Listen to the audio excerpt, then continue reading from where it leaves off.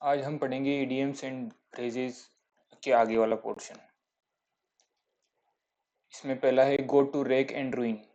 का मतलब होता है टू डिके और गेट डिस्ट्रॉयड। खराब हो जाना, नष्ट हो जाना, उसे बोलते हैं go to wreck and ruin. Grass widow बोलते हैं एवरीवन हु इज सेपरेटेड या डिवोर्स्ड और live apart from her husband. ऐसी महिला जो अपने पति से अलग हो गई हो या डिवोर्स ले लिया हो या पति से दूर रह रही हो, उसे बोलते हैं ग्रास विडो। आगे बढ़ते हैं। ग्रीस द पाम को बोलते हैं टू ब्राइब। किसी को रिश्वत देना उसे बोलते हैं grease the palm. Green room का मतलब होता है लाउंज इन थिएटर और studio for the performers to get ready.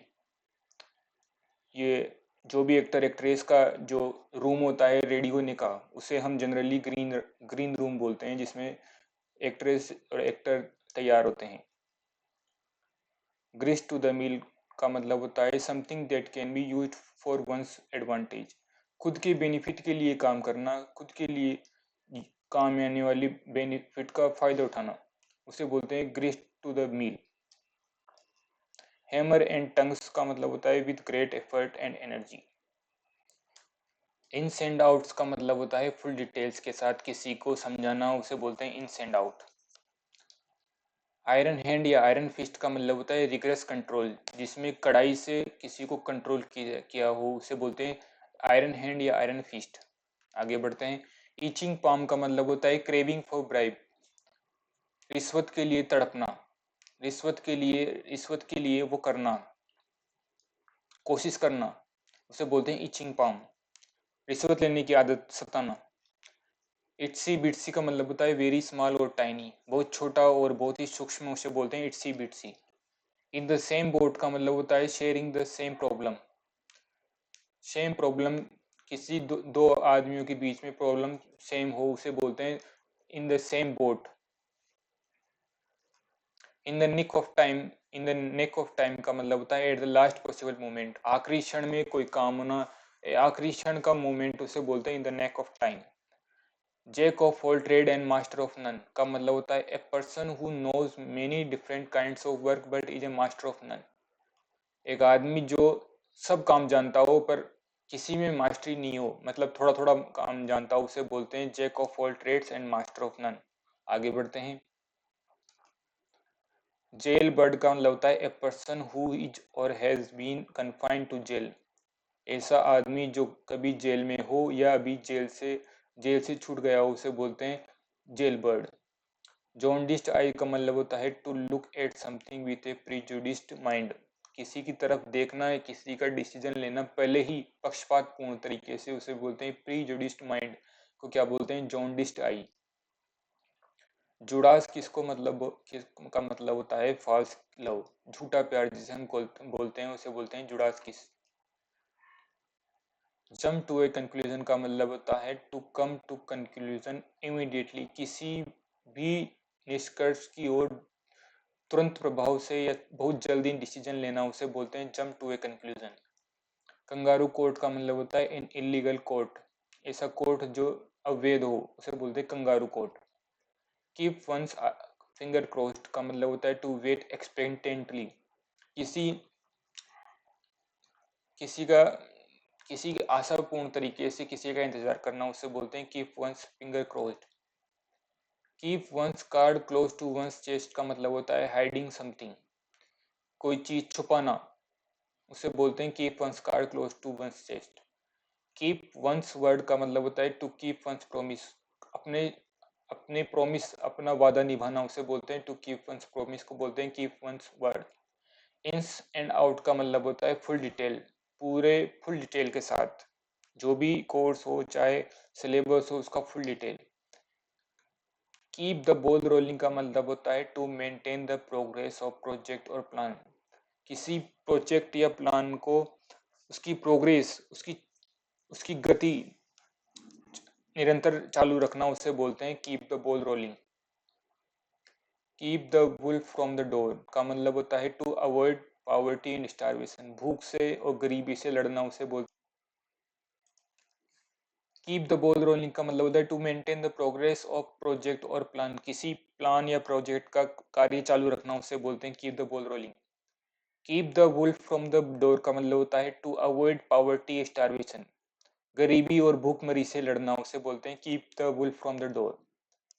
Kill two birds with one stone, doing two things at the same time while effort is made for one.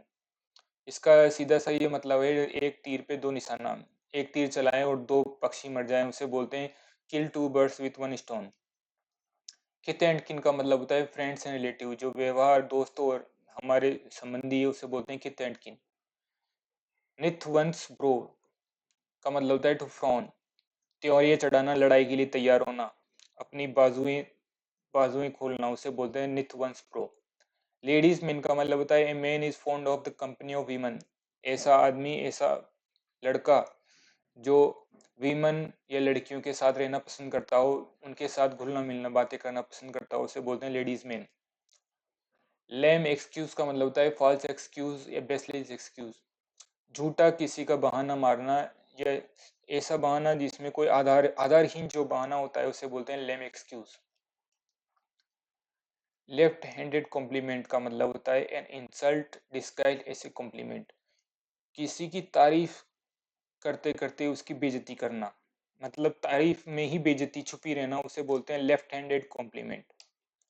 Lines share का मतलब होता है large part, मतलब share का हिस्सा सबसे ज्यादा होगा ना, तो उस तरीके से इसमें कहा गया है कि लाइन्स शेयर मतलब सबसे ज्यादा, लार्ज पार्ट सबसे ज्यादा हिस्सा उसी का होगा।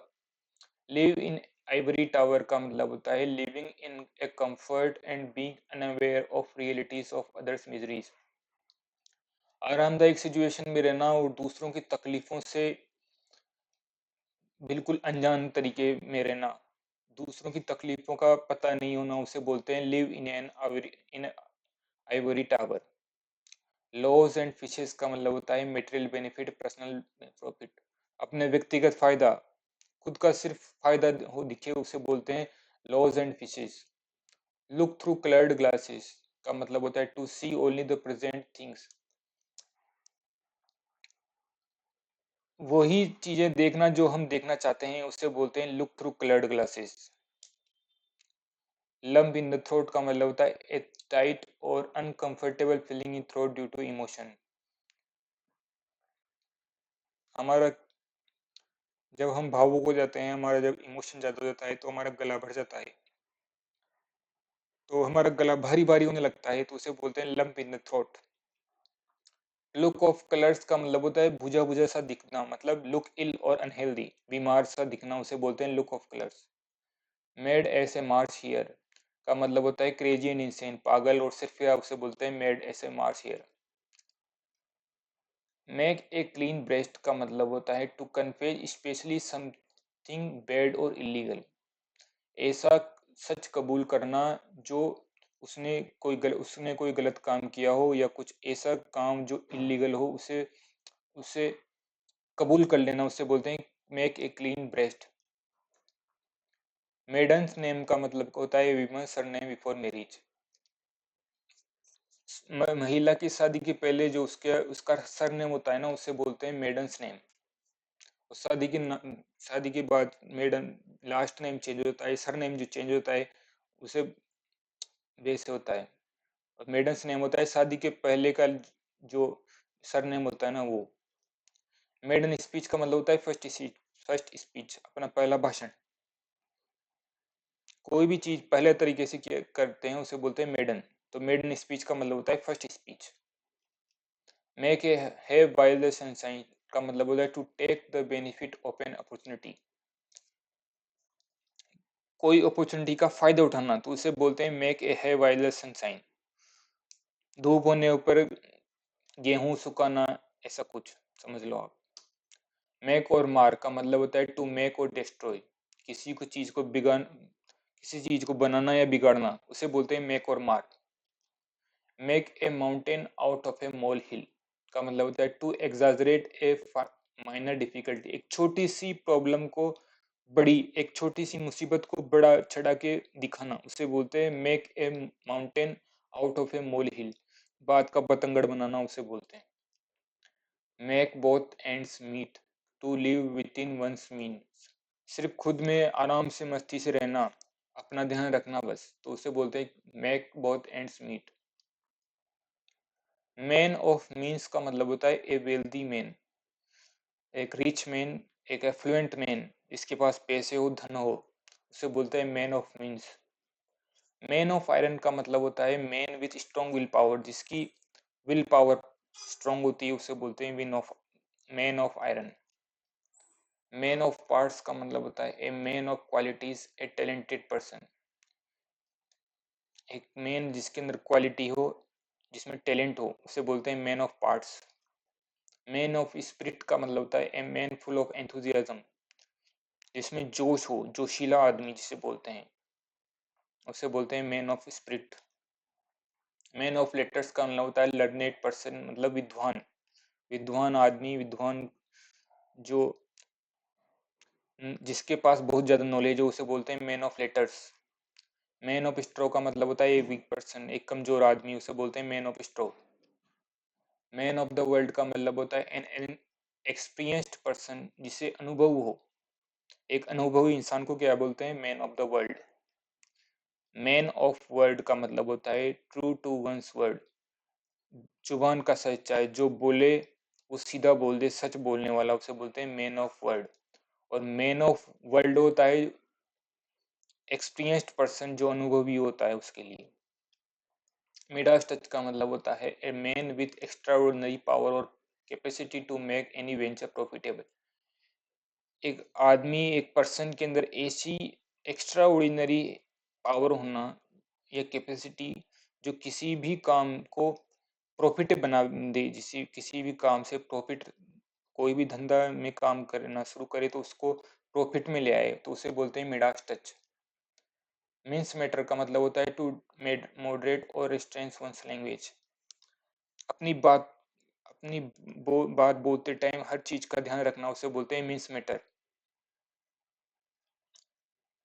अब आगे वाली क्लास में कंटिन्यू करेंगे।